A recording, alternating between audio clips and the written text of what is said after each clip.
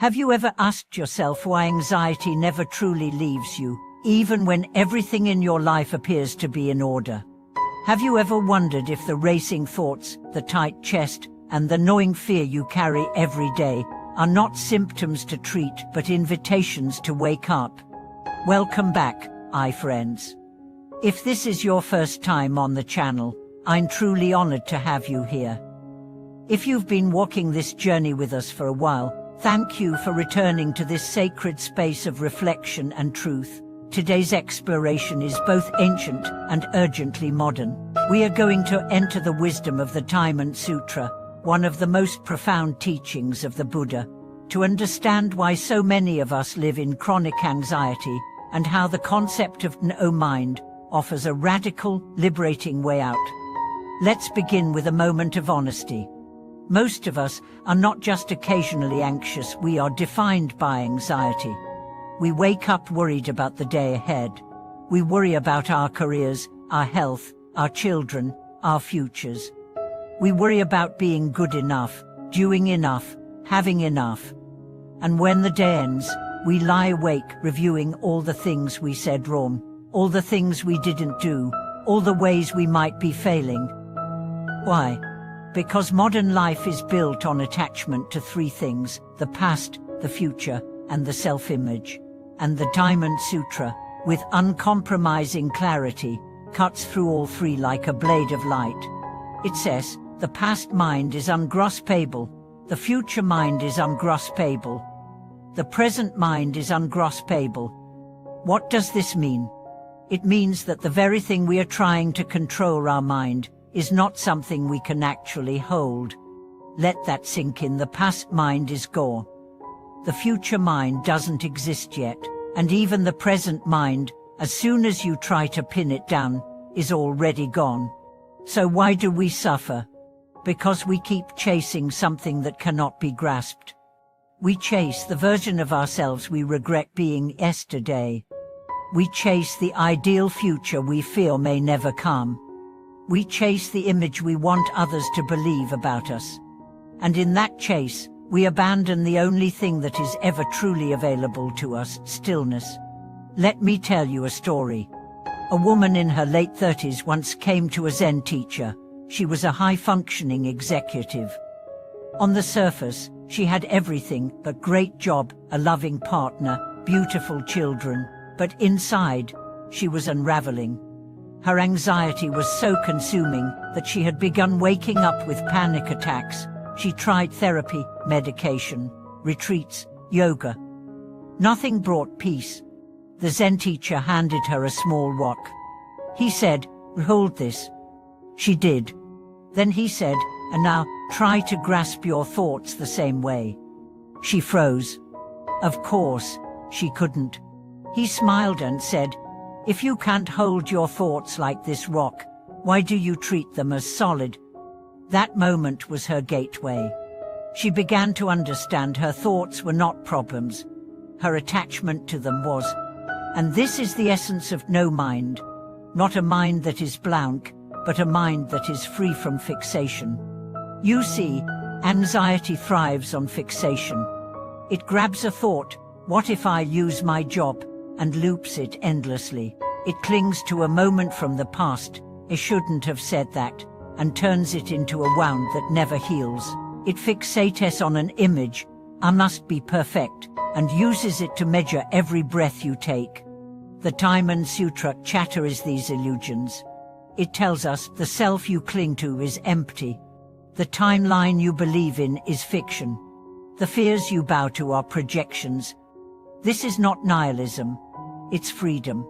Because when you stop clinging, you begin to live. Let's talk about no mind in practical terms. How do you live this teaching? Start with breath.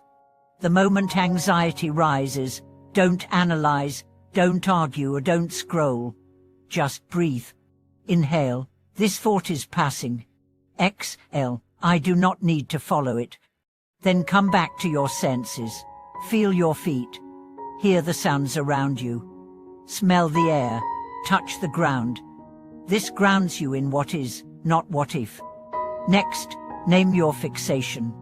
Is it the past, the future, your self-image? Say it out loud. I am clinging to a fear of failing. I am caught in the memory of being hurt. I am obsessed with how I'm being perceived. Then ask, who is the I that is clinging? You'll find something strange. When you look for this I, it disappears. That's the point. The identity you protect so fiercely is a mental construct, a habit of thought, not a solid object. And when you realize that, your anxiety has nothing to cling to. It's like trying to hang on to fog, it dissolves. Now, let's go even deeper.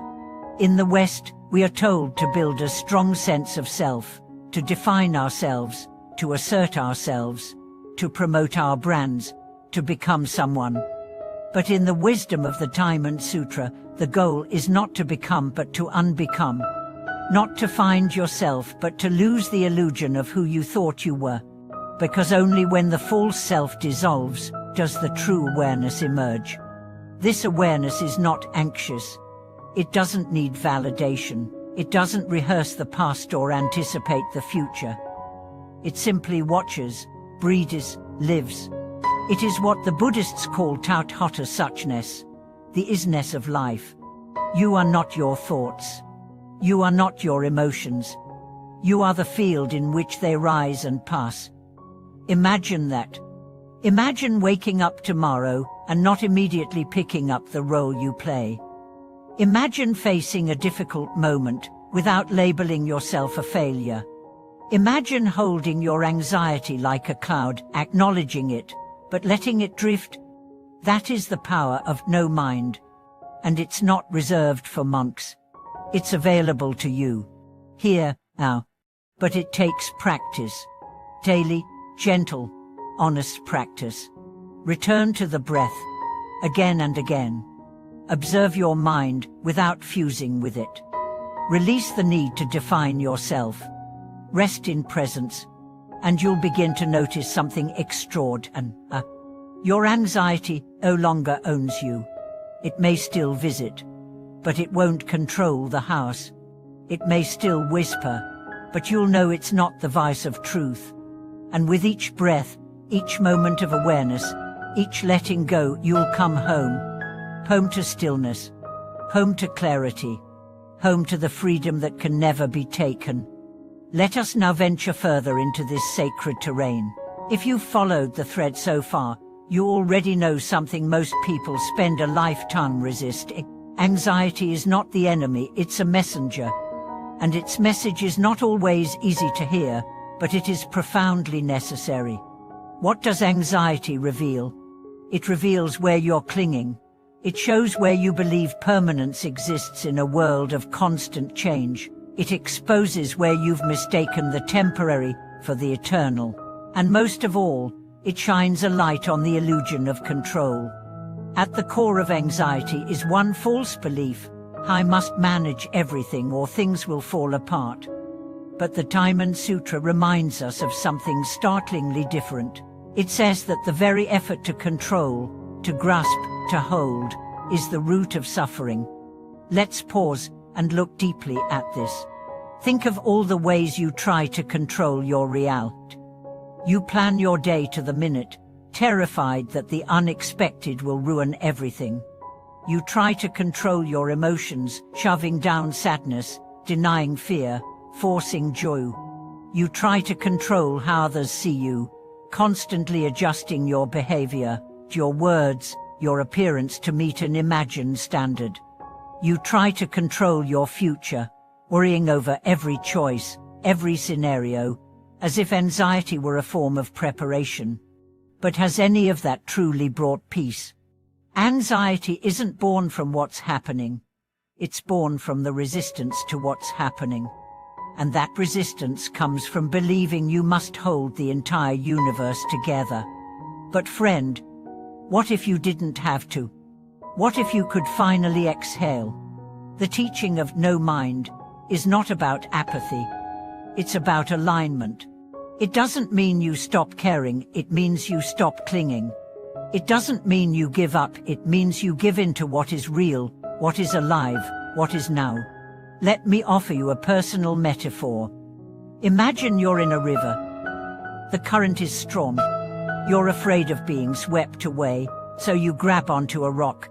You hold tight, but the water crashes around you. Your arms ache. You're exhausted. This is anxiety, holding on in a current meant to carry you. Now imagine letting go. Yes, there's fear in the moment you release. But soon, you realize you're floating. You're moving with the river, not against it.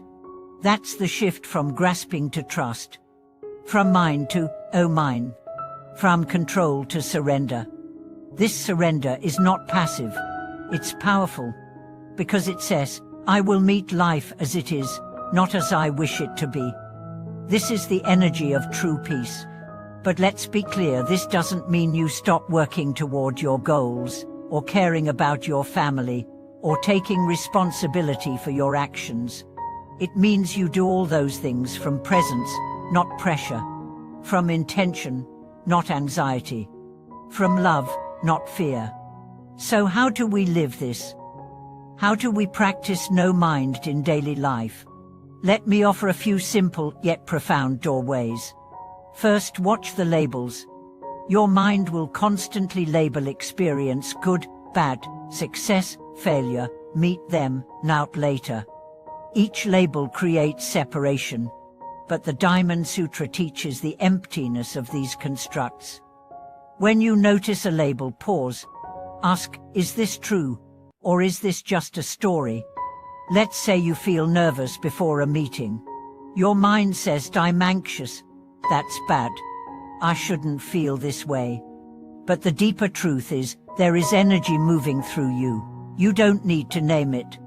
You don't need to fix it. You can simply be with it. Second, create space. Anxiety thrives in contraction. It needs you to stay tight, small, reactive, but presence expands you. So when the grip of worry returns, create space. Step outside. Look at the sky. Feel your feet. Listen to the silence beneath the eyes. And ask, who is the one noticing this? That question alone can break the trance, because it reveals the watcher, the awareness that is never anxious, never reactive, never disturbed. Third, detach from outcome. This is one of the hardest teachings, especially for those of us raised in achievement-driven cultures. But attachment to outcomes is a prison. You do your best, you take wise action, but then you release. You trust that life is wiser than your plans. You trust that even if the outcome is different than expected, it contains the exact medicine your soul needs. This is where spiritual freedom begins. Not in perfection, but in peace with imperfection. And now, let's return to a deeper paradox. Anxiety often increases right before awakening. Why? Because the ego feels threatened. It senses that its illusion of control is dissolving. It tries to pull you back into identification with fear, with shame, with self-doubt. But this is not regression. It's the turbulence before takeoff. It's your old self screaming because your true self is about to emerge. So don't run. Don't numb. Don't shrink. Stay. Breathe. Trust. Because on the other side of that panic, of that tightness, of that breaking point, is something unbreakable. Your awareness. Your presence. Your freedom. This is the essence of the Diamond Sutra. It doesn't give you a map. It gives you a mirror. And in that mirror, you see that the one you thought you had to fix, improve, protect, is just a thought. A cloud. A shadow. The real you has always been whole. Always been free. Always been here. So the next time anxiety rises, don't fight it. Don't feed it. Look directly at it and saying, you are not who I am.